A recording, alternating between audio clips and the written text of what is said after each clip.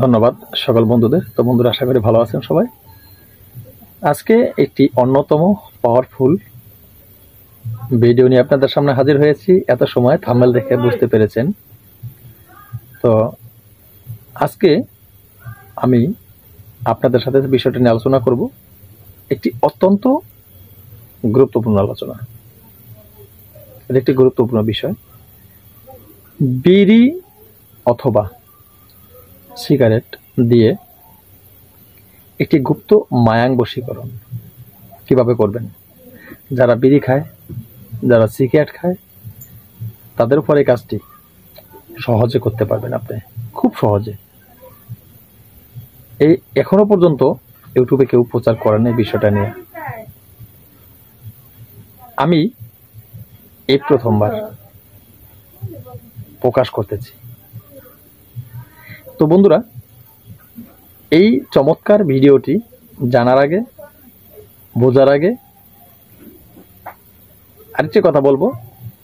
আমি আমার চ্যানেলটি একটি প্রশিক্ষণীয় চ্যানেল হিসেবে আমি প্রতিনিয়ত নিত্য নতুন ভিডিও আপলোড করে থাকি। আমার এই চ্যানেলে গাছগাছরা, রোগমুক্তি, বিদ্বেষণ, উচ্চাটন, বশীকরণ থেকে শুরু করে সব ধরনের ভিডিও আমি আপলোড করে থাকি। তাই আমার এই চ্যানেলটি যারা এখনো সাবস্ক্রাইব করেননি, প্লিজ চ্যানেলটি সাবস্ক্রাইব করুন, পাশে থাকা বেল আইকনটি বাজিয়ে নোটিফিকেশন করে দিন, যাতে আমি নতুন ভিডিও আপলোড করার সাথে সাথে সবার আগে আপনার কাছে চলে যায়। তো আর আমার চ্যানেলের সাথে যুক্ত থাকলে আমার চ্যানেল থেকে আপনার যন্ত্র শিক্ষা করে ভালো একজন কবিরাজ হতে পারবেন, আশা করি। কারণ আমি সব সময় বলে থাকি, সঠিক মন্ত্র, সঠিক নিয়ম আমি আমার চ্যানেলে দিয়ে থাকি আপনাদের উপকারের জন্য, যাতে আপনারা ভালো একজন কবিরাজ হয়ে মানব কল্যাণের জন্য কাজ করতে পারেন, নিজে উপকৃত হতে পারেন। তো বন্ধুরা, কথা বাড়াবো না। এই বিড়ি অথবা সিগারেট দিয়ে বশীকরণ কি কাজটা কিভাবে করবেন আপনারা, সেই নিয়মটি বলে দিচ্ছি। মাত্র ছোট্ট একটি মন্ত্র।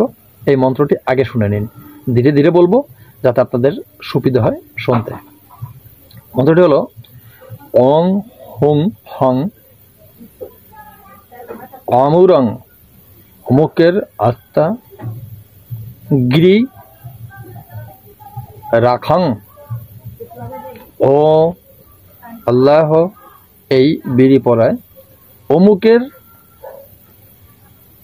নির্বাণু 5 ঠাকুর অমুকের নিকট আয়। এতটুকু ছিল এই মন্ত্রটি।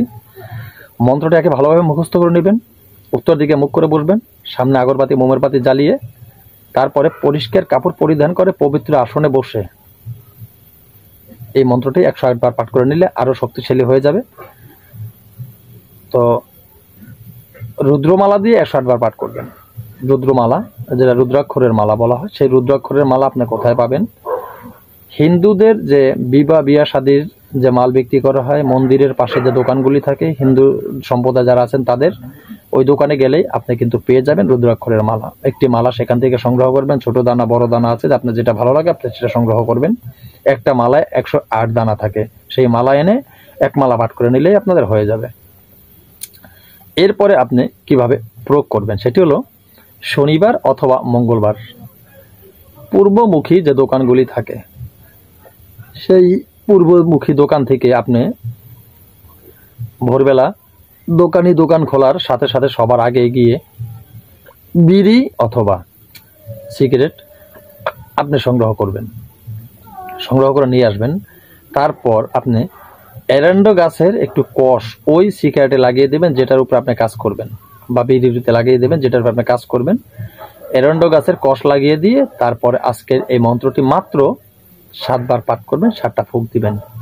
তারপরে আপনি এই সিগারেট বা বিড়িটি ওই লোকটা, আপনার কাঙ্ক্ষিত লোককে আপনি দিবেন।